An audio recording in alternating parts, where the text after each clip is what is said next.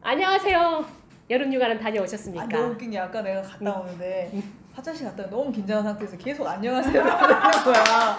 아니 다른 여수도 아니고 그냥 빵 터지고 뭘 그렇게 재밌게 하라며 재밌게. 아니 근데 안녕하세요. 네네. 안녕하세요. 내가 오늘 10번 할 것 같아요.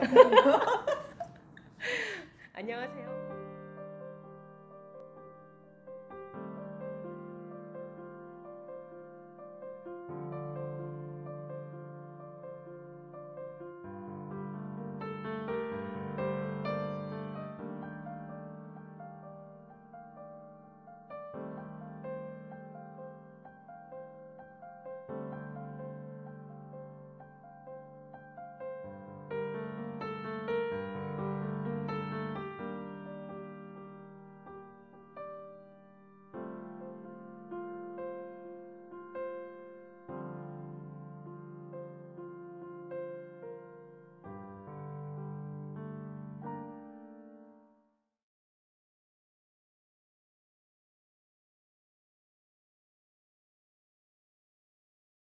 여름휴가 되면 야 이번에는 어디 가자, 어디서 묵자 막 그런 이야기도 하게 되고, 그래서 오히려 가장 자유롭고 자기 만족도가 높아야 될 여름휴가가 되게 어떤 외부적인 척도에 의해서 좀 좌우되는 것 같고, 좀 SNS에서 보여주기 행사로 막 좀 전락돼가지고, 갑자기 여름휴가를 왜 이야기하냐 하면, 이번에 저희가 자율적인 삶 관련해서 자율적인 삶을 주제로 해서 책을 하나 읽었는데요. 이번에 마지막 책입니다. 제임스 스콧 선생님의 조미아, 지배받지 않는 사람들 책을 읽었습니다. 근데 이 조미아 사람들은 국가 피하기 달인들이었어요. 국가로부터 늘 이렇게 피하는 것으로 자기 어떤 삶의 어떤 원칙을 가져간 사람인데, 이 사람들은 그 원칙이 뭐냐면, 난 자기 만족을 위해서 자기 만족을 위해서 국가 피하기 이런 전략을 사용했거든요. 제가 횟집을 되게 좋아하는데 얼마 전에 이제 횟집에 갔더니 사장님이 그러는 거예요. 정말 잘 되는 횟집인데 좀 약간 허름하거든요. 그러니까 정말 사람이 늘 많았는데 왜 사람이 없냐 그랬더니, 예전에 코로나 영향도 있고 그 젊은 친구들, 요즘 흔히 얘기해서 MZ세대나 이런 사람들은 사진이 잘 나와야 된대요. 그러니까 맛이 있고 없고 뭐 가성비는 중요하지 않고 얼마나 그 사진이 잘 나오느냐, 그러니까 데코가 잘 돼 있고, 그래서 그때마다 사진을 찍는 거에 치중하기 때문에, 그래서 그냥 아주머니가 이렇게 만들어서 이렇게 포장마차처럼 오는 거는 선호하지 않는다는 거예요. 왜냐하면 그 자체로도 자기가 즐기면 좋은데 친구들한테 가서 할 얘기가 없고 끼지 못하고, 그러면 이제 결국은 자기 만족이라는 것이 자기가 느끼는 만족이라기보다는 남들하고의 비교라든지, 또 남들하고의 비교는 결국은 자기가 위에 있어야 된다는 건데, 중요한 그것의 핵심은 이 위계라는 건 끝이 없기 때문에 반드시 내 위에 있는 사람들이 있어서 내가 어디에 가든지 늘 갈급하게 된다, 이런 특징이 있는 것 같아요. 그러니까 즐거우려고 가는 그 휴가 하나에도 그런 좀 의미가 좀 있는 것 같습니다. 도대체 누구의 만족입니까? 이 휴가가. 왜 화를 내십니까? 그래서 조미아 사람들이 국가 폐하기는 그 측면에서 이야기했거든요. 국가가 자기 만족을 방해하더라. 그래서 제임스 스콧 선생님이 이 책을 쓴 이유도, 야, 국가가 어떻게 만들어졌나, 그걸 먼저 우리가 이해해야 된다. 왜냐하면 내 만족이 어느 지점에서 방해를 받았나, 그 점을 이해하는 길이기도 해요. 그래서 국가 만들기의 전략 중에 하나가 변홍사가 있습니다. 변홍사가 왜 그 국가 만들기에서 아주 중요한 전략적인 핵심이 되었을까? 네. 그 변홍사는 보통 얘기하는 게, 우리가 수렵 채집을 하고 화전을 하던 그 낙후된 뭐 생활수단과 대비되게 진화의 한 단계로 농사가 진행돼서 굉장히 사람들 먹고 살기 편한 구조라고 이제 알려져 있잖아요. 근데 여기서 얘기하는 거는, 변홍사는 그런 게 아니라, 그러니까 너네들 좋고 편하게 배불러 주려고 한 게 아니라, 국가가 수탈하기 착취하고 수탈하기 좋은 구조, 즉 세금을 잘 걷기 위해 하는 것이다. 근데 그게 왜 그러냐면, 일단은 세금을 거두려면은 세금을 내는 사람들을 쫓아다닐 수는 없잖아요. 그러니까 그 사람이 거기 정착해 있어야 되잖아요. 근데 화전이라든지 수레보는 끊임없이 쫓아다니는데 이게 세금 징수원이 쫓아다니면서 이거 내셔야 된다고 할 수가 없고, 그러니까 일단 정착이 되어 있고, 또 여러 가지 작물 중에서 벼농사라고 하는 특징이 쌀이라는 게 일정 기간, 뭐 우리 같으면 8, 9월에 수확을 하잖아요. 그러니까 수확 시기가 일정하고, 또 일단은 벼가 이제 쌀로 만들어지면 저장이 가능하고, 또 개량이 가능하고, 그다음에 얼마큼 그 생산이 될 수 있는지 예상할 수 있기 때문에 정말 그 세금 걷기 딱 좋은 구조가 돼 있는 거죠. 그러니까 벼농사 말고도 사실은 뭐 상추도 있고 여러 가지 작물이 있을 텐데, 그러다 보니까 국가가 편하려고 하니까 그 벼농사라고 단일 품종으로 되는 그런 구조가 있죠. 그러니까 그런 식으로 따지면 오늘날에 그 9월 달에 10월 달에 이렇게 수확을 해서 수탈을 했던 예전의 구조라면 그 매월 월급에 세금 원천 징수 하시죠? 하시죠. 네, 당하고 있습니다. 칼같이. 네.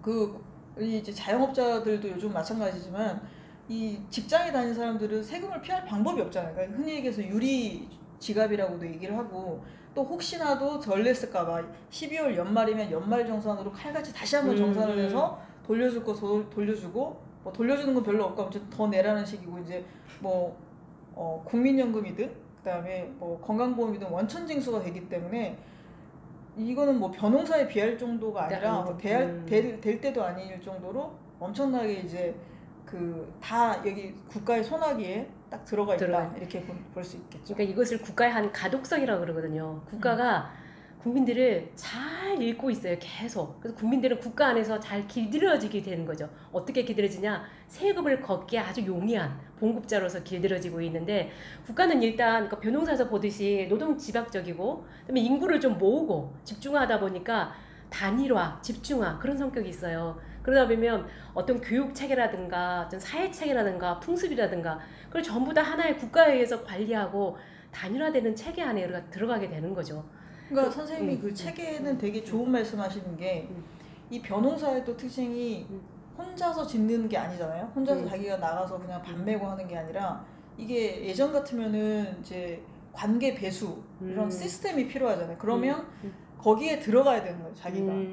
관계 배수 시스템이 자기한테 물이 와야 되고, 그 물이 오려면 세금을 내야지 그에 해당하는 것들이 오기 때문에, 그러면 세금을 내는 것과 동시에 거기에 자기가 그 굉장히 의탁하게 되는 거죠. 그걸 벗어나서는 농사를 지을 수가 없고, 그거 외에는 달리 생각할 방도가 없기 때문에 그만큼 의존을 한다는 건 자기의 상상력이라든지 자기가 가질 수 있는 능력이 국가에서 원하는 방식으로밖에 할 수가 없는 정도로 제한이 된다. 그래서 자기가 자기 능력을 구현을 하고 구성하고, 그다음에 더 다른 것들을 상상할 수 있는 것들이 굉장히 제한적이 된다는 그런 특징을 갖고 있는 것 같습니다. 그렇죠. 네. 계속 그 상상력이 제한되고 자기 구성할 수 있는 능력을 좀 망각하다 보니까 자기 만족이 안 되는 거예요. 왜 국가에서 만들어진 어떤 기준이라든가 표준에 의해서, 어떤 사회적 표준에 의해서, 아니면 다른 사람 시선에 의해서 이게 만족스러운가?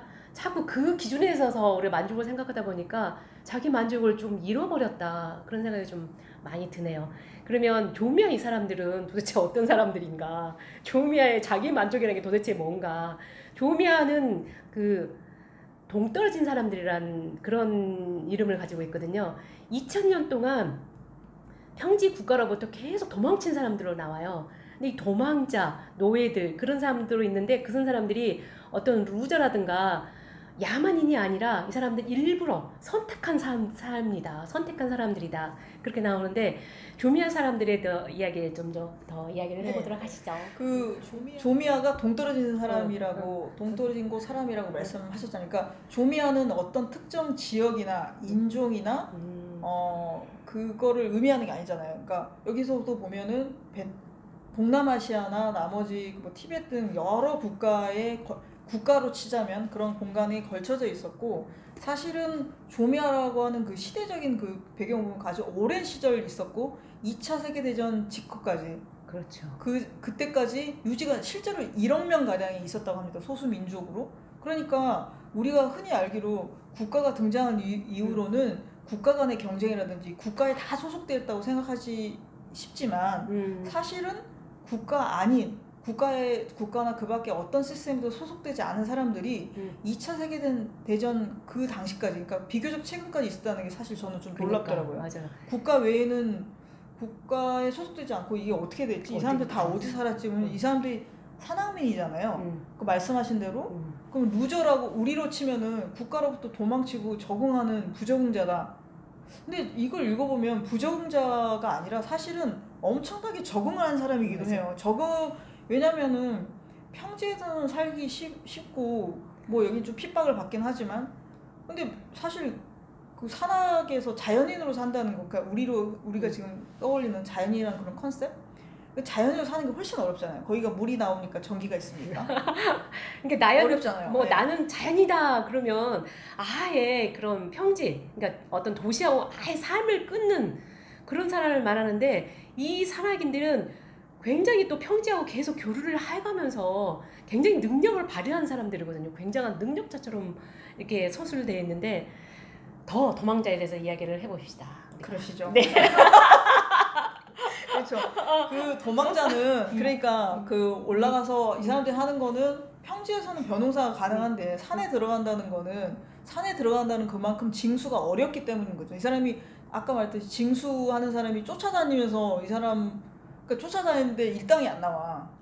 쫓아다니는데 하루 종일 쫓아다니는데 이 사람한테 가진 것도 없고, 그다음에 가느니 힘들어. 배고프지. 이 사람 찾을 수 없고. 그러면 밀집되어 있는 변호사에 있는 사람들을 잡으면 되는데, 굳이 도망가 있는 사람들은 도망을 가서 이 사람이 추적하기도 어려울 뿐더러 이 사람 자체가 사실 생존하기가 되게 쉽지가 않죠. 그래서 이제 능력이 좋다는 건데, 우리가 생각하는 루제랑 다르게 이 사람들은 산악민이니까, 그럼 거기서 뭔가 화전을 일군다고 하더라도 거기 나온 거 보면 산이 되게 비탈길이잖아요. 평지가 아니고. 그러니까 이런 곳에서 작물을 키운다는 건 대단한 능력이 필요한 거예요, 사실은. 그리고 우리도 여행을 가려고 짐을 한번 싸도 힘든데, 그 화전민이라는 게 이동을 해야 되잖아요. 자기가 있던 거에서 이게 지력이 닿으면 또 어느 곳에든가 가야 된다. 그건 그 능력이 진짜 많이 필요한 거예요. 그리고 그때그때마다 자기가 이제 여기서 우리가 뭐 급진적 구성주의도 얘기를 하는데, 그러니까 자기가 누구라는 생각이 없어야 되는 거야. 거기 누구라는 생각에 포함되지 거기에는 아까 평지에도 온다는 거죠. 그러니까 자기가 너무 근데 추워. 지금 막 뭐 산사태가 나가지고 뭐 아무것도 먹을 게 없다. 아니 그럼 평지에 내려와서 살아야지. 그럼 우리로 치면 자기가 뭐 우리가 나중에 얘기하겠지만 백수냐 뭐 회사를 다니냐에 따라서 평지와 뭐 산악민으로 나뉘지가 않잖아요.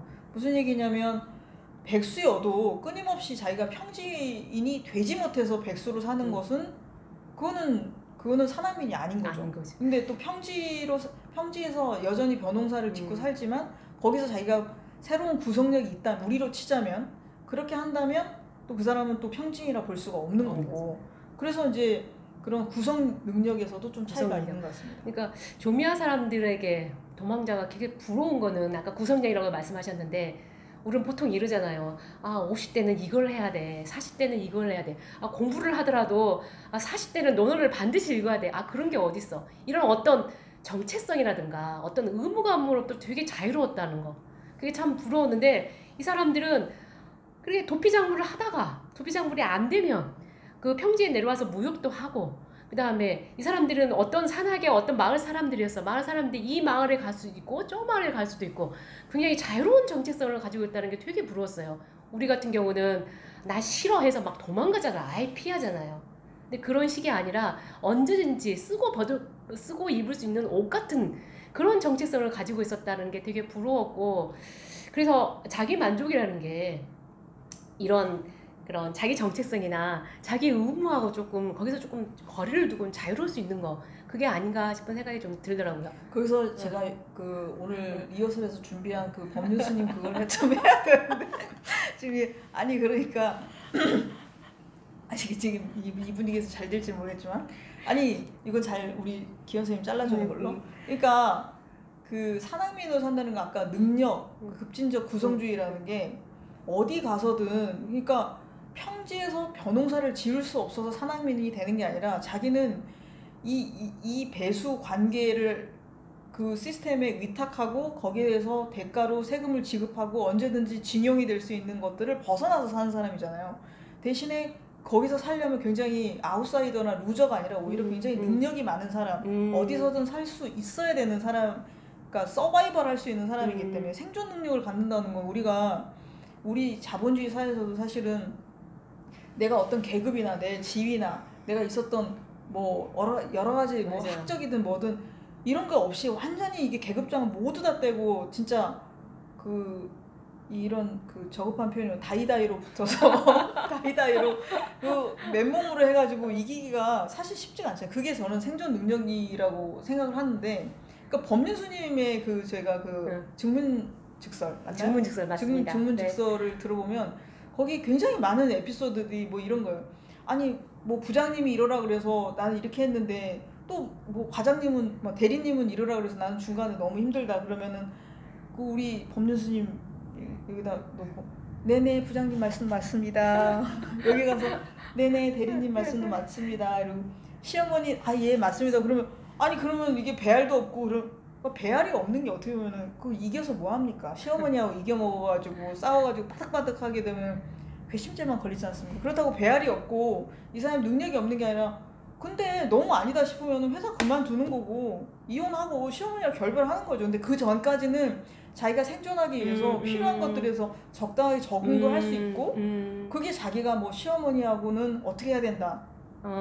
아웃사이드에서 반드시 내가 모험을 여차하면 뛰쳐나가면 자기만 피곤해요. 사실 자기만 춥고. 근데 적응할 때까지 적응하는데 그렇지만 이 사람이 자기를 자유로 완전히 침해한다든지 자기 존심을 진짜 많이 건드린다든지 자기의 본질적인 것들을 여기서 묶으려고 했을 때 그때는 안녕히 계세요 인사를 하고 우리 법륜스님은 그럼 네네 맞습니다 네네 맞습니다 이러다 안 되면 안녕히 계세요 이렇게 뭐라고 증문즉설의 대부분 제가 보기엔 3분의 1 정도는 우리 법륜스님이 그렇게 말씀하셨거든요. 그게 어떻게 보면은 여기 산악민에서 얘기하는 급진적 구성주의에는 어떤 생존력, 그다음에 상상력이라고 저는 생각해요. 그게 자기가 편하게 사는 거죠. 누가 뭐라고 남들이 손가락질하고 남들이 뭐라고 생각할까봐 알아서 기고 주눅 들고 이런 게 아니라 자기가 할 만큼 적응하다가 아니다 싶으면은 안녕히 계세요 이렇게 할 수 있는 것이 안녕히 계세요 하고 사당민이 되는 거죠.